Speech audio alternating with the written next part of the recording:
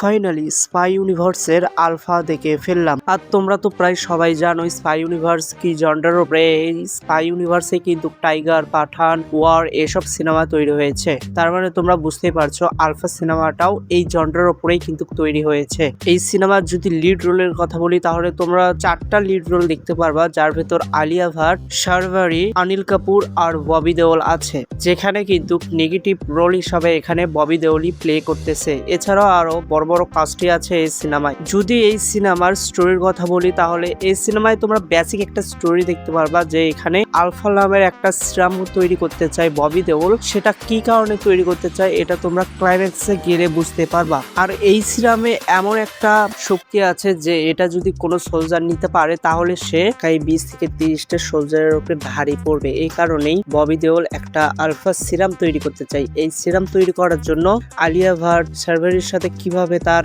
সম্পর্ক তৈরি হয়, অনিল কাপুরের সাথে তার কি সম্পর্ক ছিল আগে, এইসবই তোমরা এই সিনেমায় দেখতে পারবা। এক কথায় বললে হ্যাঁ, মোটামুটি একটা ভালো স্টোরি ছিল। আর এটা প্রেজেন্ট করতে গিয়ে একটু হজবরল হয়েছে আমার মতে, কারণ স্পাই ইউনিভার্স এখানে গিয়েও পাকিস্তানের সাথে তার কন্ট্যাক্ট তৈরি করে দিয়েছে, যেটা একদম ফালতু জিনিস লাগে আমায়। কারণ স্পাই ইউনিভার্সের প্রায় বেশিরভাগ সিনেমাই পাকিস্তানের সাথেই বিভিন্ন কর্মকাণ্ডে যুক্ত থাকে।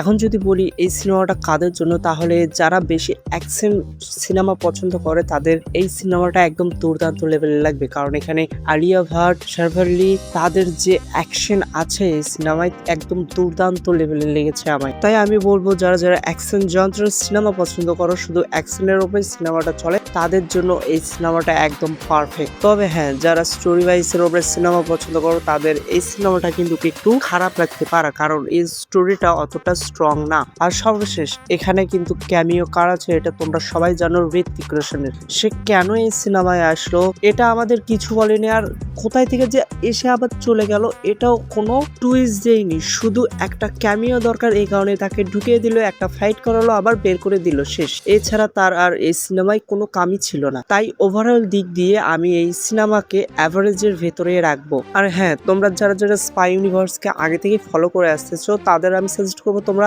একবার হলে গিয়েও দেখে আসো, কারণ পরের যে সিনেমাগুলো সেগুলো কিন্তু এর সাথে কন্টাক্ট হলেও হতে পারে কেন বলছে, হবেই। তবে হ্যাঁ, এটা বলতে পারি ওয়ার 2 সিনেমা থেকে এটা শতগুণে ভালো ছিল আমার হিসাবে। ওয়ার 2 যেরকম এন্টারটেইন দিয়েছে এর থেকে ভরপুর লেভেলের এন্টারটেইন এটাই দিয়েছে। তো এই ভিডিওটা এই পর্যন্তই।